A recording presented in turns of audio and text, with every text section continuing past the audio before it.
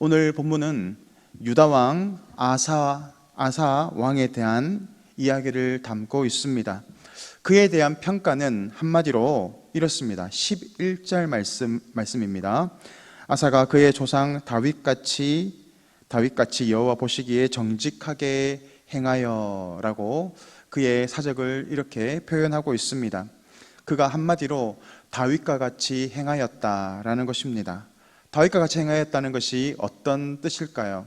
완벽하다라는 의미가 아닙니다. 다윗은 하나님을 잘 섬겼지만 또 그 역시도 실수하는 부분들도 있었습니다. 오늘 아사 왕을 향하여서 다윗 왕과 같이 행하였다라고 하는 것은 그가 일평생 하나님을 섬기고 또 하나님을 의지하는 삶을 살았지만 또 반면에 다윗과 같이 실수하는 또 그런 삶도 있었다라는 것을 의미합니다. 오늘 우리가 본문을 읽었던 것처럼 아사 왕은 일평생 하나님을 잘 섬겼던 인물이었습니다. 그렇지만 그 역시도 또 실수하는 부분이 있었고 또 잘못된 부분들도 있었습니다. 하나님이 우리에게 원하시는 것은 완벽한 삶, 실수가 없는 삶, 죄에서 완전히 떠난 그런 삶이 아닙니다. 왜냐하면 하나님은 우리의 연약함을 잘 알고 계시기 때문입니다. 지혜로운 사람은 자신의 연약함을 알고 또 때로는 실수하고 넘어진다 할지라도 다시 한번 하나님의 말씀 안에 거하는 그런 삶인 줄 믿습니다. 오늘 아사왕의 모습을 통해서 우리의 모습을 돌아보기를 원합니다. 하나님이 원하시는 모습이 무엇인지, 또 잘못된 모습은 무엇인지, 또 그 결과가 어떠했는지를 돌아보면서 우리의 삶에 잘 적용하는 그런 복된 시간이 되시기를 주님의 이름으로 축복합니다. 오늘 그의 삶을 바라보게 되면 국내와 또 국외의 모습에 대해서 구분되어서 설명되어 있는데, 한마디로 그의 정치적인 유형을 바라보게 되면 내강 외유형 지도자다라고 할 수 있을 것입니다. 내강이라고 하는 것, 국내에 있는 문제에 관해서는 매우 강력한 모습을 보이고 있었다라는 겁니다. 그렇다면 그 모습이 어떠합니까? 첫 번째는 그는 종교 개혁을 단행했던 인물입니다. 이스라엘 남유다 안에 솔로몬 이후로 우상들이 들어왔고 그것은 급속하게 온 전 국민들에게 퍼져 있는 상태였습니다. 아사는 그러한 모습을 바라보면서 결단을 내리고 종교 개혁을 단행하고 있습니다. 첫 번째로 그가 행하였던 것은 남색하는 자를 쫓아내는 것이었습니다. 남색한다라고 하는 것은 동성연애를 한다라는 의미도 있지만 여기에서 말하고 있는 남색한다라고 하는 것은 바로 이런 뜻입니다. 남색한다라는 것은 성전의 남성이라는 뜻을 가지고 있고, 이것은 이교의식에 동반된 남성을 가리키는 말입니다. 그러니까 이 이교의식을 치르기 위해서 남창들이 활동하고 있었다라는 겁니다. 오늘 아사왕은 이 남색하는 자들을 그곳에서 쫓아내었다라고 말하고 있습니다. 우상 숭배가 그곳에서 더 이상 이루어지지 못하도록 하였다라는 것입니다. 그런데 이 우상 숭배의 중심에 있었던 인물이 바로 그의 어머니 태우였습니다. 그녀는 바로 이 혐오스러운 아세라상을 섬겼다라고 하는 것입니다. 그러니까 이 태우의 비유 아래 남색하는 자들이 활동하기 시작했고 또 우상 숭배가 만연한 모습이 바로 남유다의 상황이었다라는 겁니다. 한마디로 우상 숭배가 정말 어마어마하게 진행되고 있었다라는 것을 뜻하는 겁니다. 이 우상 숭배를 완전히 근절하기 위해서는 그 중심에 있었던 태우를 폐하는 일이 되어야 했습니다. 그러나 태우는 그의 어머니였습니다. 이것은 그의 정치적인 모습에도 또 여러 가지 상황 속에서도 큰 어려움을 겪었을 것입니다. 그는 큰 고민 가운데 빠져 있었을 것이 분명합니다. 그러나 그의 삶의 우선순위가 있었습니다. 가장 중요한 것은 바로 하나님을 섬기는 일이었습니다. 하나님께서 우리에게 주셨던 첫 번째 계명이 무엇입니까? 인간 사이에 주셨던 첫 번째 계명, 바로 내 부모를 공경하라라는 것입니다. 그렇지만 이것은 5계명입니다. 가장 중요하게 지켜야 할 계명 무엇입니까? 제1계명, 나 외에 다른 신들을 섬기지 말라라고 하는 것입니다. 아무리 그의 부모이고 또 그가 공경해야 하는 어머니였지만 그가 하나님을 떠나고 우상을 섬기는 이것은 바로 이 제1계명에 위배되는 것이었기에 바로 아사왕은 하나님의 우선순위를 두고 그의 어머니를 왕위의 위를 패하는 그런 종교적 결단을 이루어냅니다. 그는 태우를 패하고 또 있는 모든 우상들을 기드론 시냇가에 불살라 버렸다라고 오늘 성경은 기록하고 있습니다.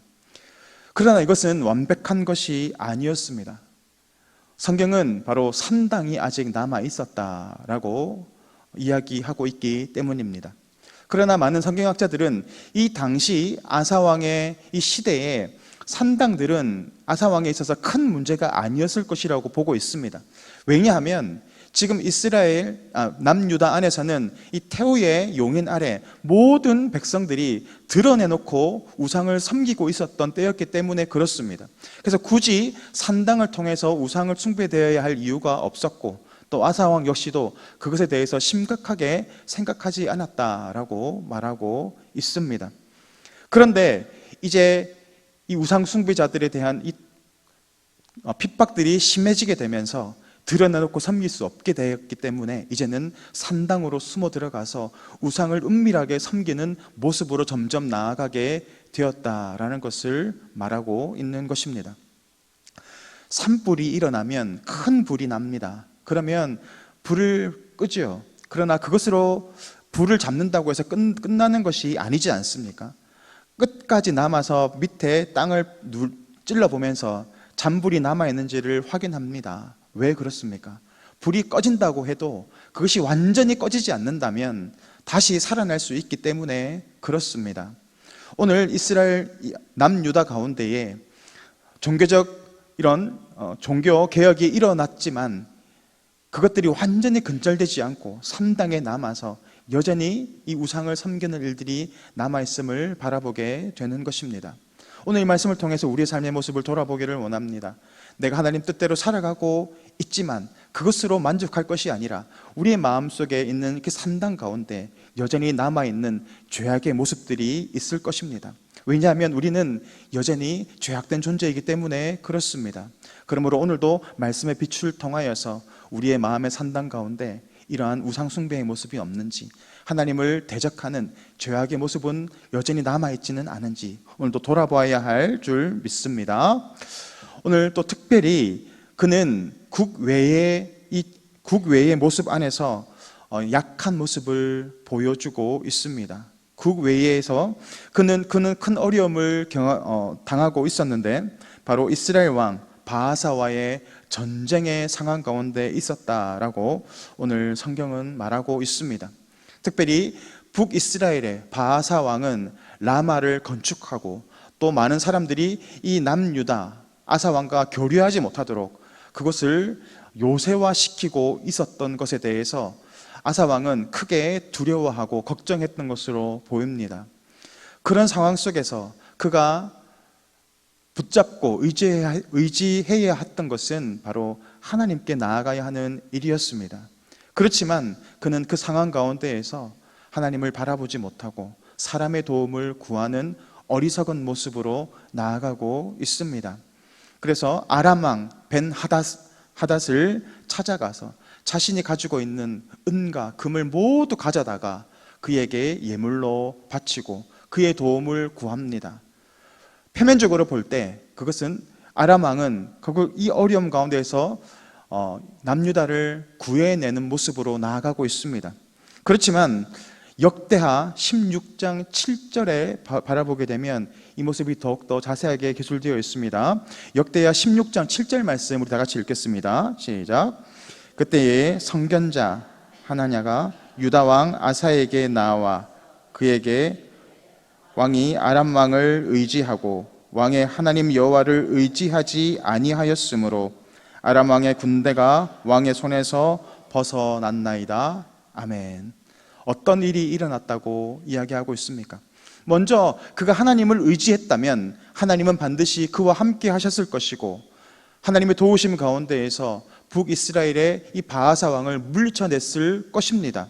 뿐만 아니라 이후에 그의 대적이 되는 이 아람 왕을 쳐서 멸할 수 있는 승리의 기회가 있었음에도 불구하고 그가 하나님을 의지하지 않았기 때문에 오히려 그 이후에 큰 어려움 가운데에서 이 아람 왕을 놓아버리게 되는 그런 결과로 이어지게 되는 것을 우리는 바라보게 됩니다.